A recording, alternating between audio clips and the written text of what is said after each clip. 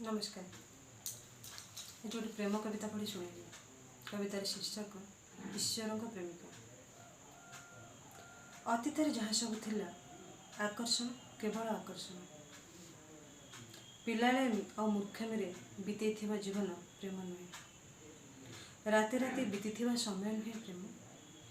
अग्नि को साक्षी रखी गढ़ी संसार में न थाए प्रेम, थाए कर्तव्य मात्र।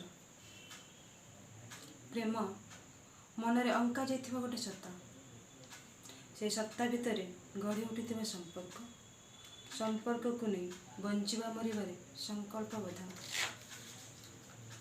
जावतीय मोहमय दूरे रखिबारे सक्षम, परस्पर प्रति थिबा ईश्वरीय प्रतिज्ञा भितर प्रतिबद्धतार अपेक्षा।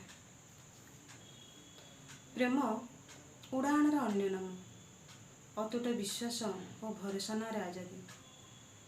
हजार भूल भितर ठीक खोजा, पाखरे न थाई भी थिबार महसूस। भिड़ भितर उज्जवल दिशुवा चेहरा। प्रेम देइथिबा कथार शक्त गंठी, निराश नथिबो निराश करिबार गुंजाइश। दुनिया आगे दंभ रखुथबो उच्चारण करिबारे प्रेमिकर ना। हाँ, मुझे ईश्वर प्रेमिका। धन्यवाद।